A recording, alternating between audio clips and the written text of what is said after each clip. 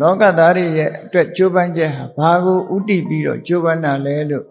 မေးမယ်ဆိုရင်ဒုက္ခအဆုံးသတ်မှုအတွက်ကြိုးပမ်းတယ်လို့ဆိုလိုတယ်ဒုက္ခဆိုတာဘာကိုခေါ်တာလဲလို့တစ်ဆင့်တက်ပြီးမေးရင်ဓမ္မစကြာတရားထဲမှာပါတဲ့အတိုင်းတန်ခိတ်တေနပိစုပါဒနက္ခဏာဒုက္ခလူမသိတဲ့အလွန်သိမ်မွေ့တဲ့ဒုက္ခဆိုတာဘုန်းကြီးတို့တွေရထားတဲ့ခန္ဓာ၅ပါးတဏှာဒိဋ္ဌိအမြင်နဲ့ဆွဲလန်းနေတဲ့ခန္ဓာ၅ပါးအဲ့ဒီဥပါဒณะခန္ဓာ၅ပါးဟာဒုက္ခပဲဘာဖြစ်လို့ဒုက္ခလို့ပြောတာတော့ဆိုရင်လောကမှာရှိသမျှဆင်းရဲအလုံးဒီခန္ဓာ၅ပါးပေါ်မှာစုပြုံရောက်ကြည့်လေဒီကနေ့ယောဂအမျိုးမျိုးတက်နေတဲ့ယောဂတွေ96ပြာယောဂဆိုတာရှေးတုန်းကတည်းကပြောလာကြတဲ့ယောဂအဲ့ဒီ96ပြာယောဂဝေဒနာအပြင်မှာဒီကနေ့နာမည်တက်ပြီးတော့ခေါ်တဲ့ယောဂတွေဟာဘယ်မှာဖြစ်တာတုံးလို့မေးရင်ခန္ဓာမှာပဲဖြစ်တာတခြားမှာဖြစ်တာမဟုတ်ဘူး။အိုခြင်းဆင်းရဲဘယ်မှာဖြစ်လဲခန္ဓာပေါ်မှာဖြစ်တယ်။နာခြင်းဆင်းရဲဘယ်မှာဖြစ်လဲခန္ဓာမှာပဲဖြစ်တယ်။သိခြင်းဆင်းရဲကလည်းခန္ဓာမှာပဲဖြစ်တယ်လို့ဆိုတော့ဒီခန္ဓာဟာဒုက္ခရဲ့တရားဖြစ်သောကြောင့်သူ့ကိုဒုက္ခလို့ခေါ်တာ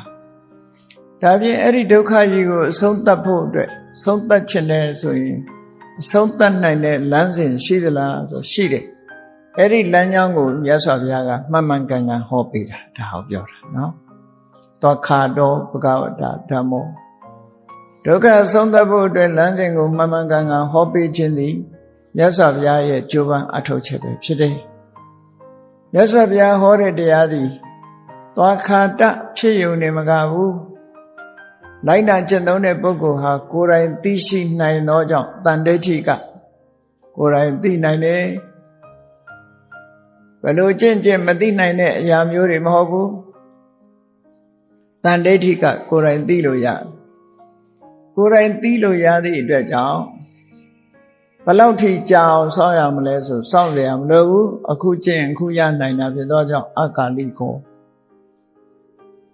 ဒါဖြင့်အကာလိကောဖြစ်တဲ့မှန်ကန်တဲ့တရားကိုမိတ်ဆွေသင်္ဃဟတွေကို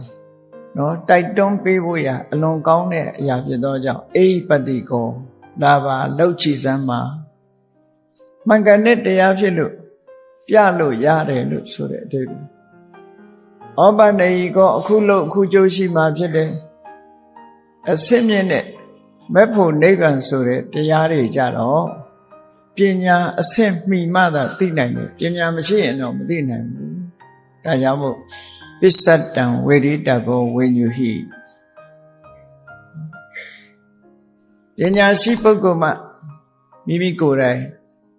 သိနိုင်တယ်သူတို့ဆိုတာမို့အဲ့တော့အစစ်မြင့်တဲ့တရားကိုယ်တိုင်သိနိုင်တယ်အစစ်မြင့်တရားကိုရောက်စေနိုင်တဲ့တရားတွေကိုတော့ကိုယ်တိုင်ကျင့်သုံးရင်ကိုယ်တိုင်ရအသိဉာဏ်ဆိုတာတဖြည်းဖြည်းလေ့ကျင့်သွားရင်စီးပူးသွားရင်အသိဉာဏ်ဆိုတာမြင်မာလာတာလောကီပညာတောင်အဆင့်လိုက်သင်ရတာလေအခြေခံပညာအဆင့်ကမှအလယ်တန်းအဆင့်အလယ်တန်းအဆင့်ကမှအထက်တန်းကမှတက္ကသိုလ်ကောလိပ်ဆိုတာကောလိပ်တက္ကသိုလ်ဒီလိုသွားတာ